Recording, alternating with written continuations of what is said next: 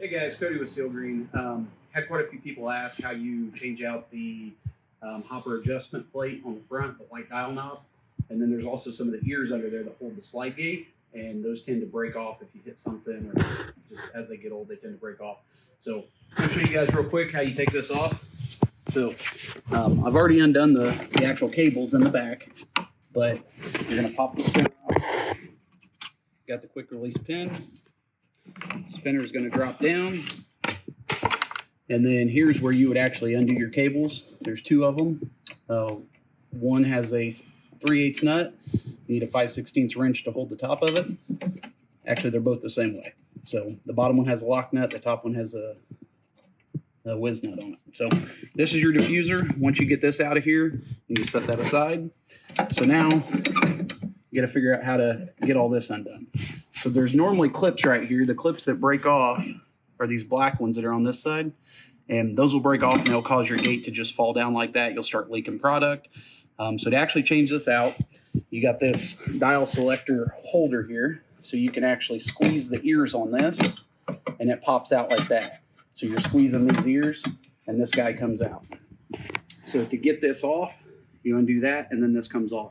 Going back on, you're going to want to bend that tab down a little bit. That's going to make it easier to go back in with everything, because this will have to slide into that groove when you go back together. So that's how you get everything apart.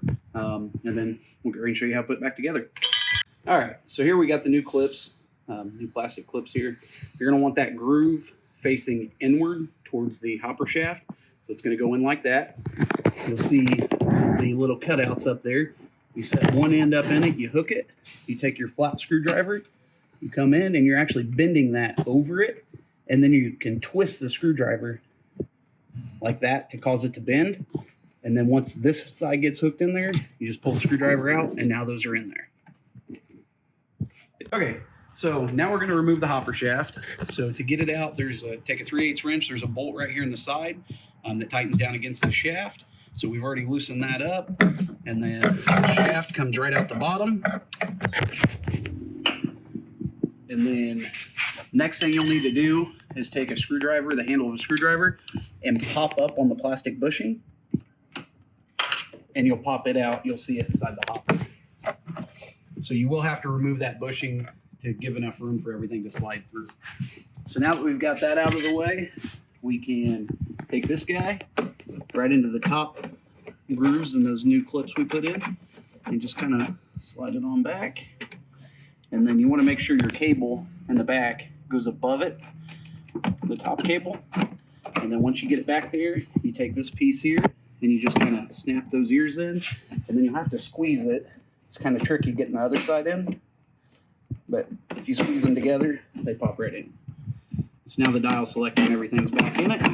Get your slide gate. We just need to hook up the cables, and then our diffuser can go back in also. So that's what's going to go into the second set of grooves, and it'll slide back in there.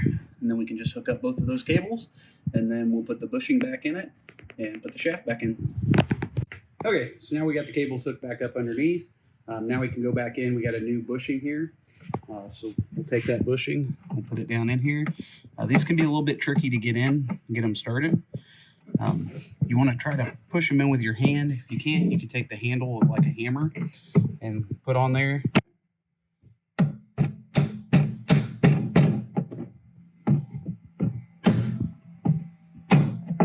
All right, so now you can see we got that bushing all the way down in there. It's nice and even. Now we're good to go. We can put the felt washer back on there, and we can go ahead and put the shaft back in. So now that we got the hopper shaft back in there, you want to make sure you get it up far enough, because if you don't get it all the way up, you will not have enough room to get your spinner in here and get it up onto the shaft. So just make sure you got that shaft all the way up before you tighten it down, and I believe that's it. All right, thank you guys for watching. If you got any questions or anything, let me know, and we'll be happy to keep making some of these videos, show you guys how to do this stuff. Thanks.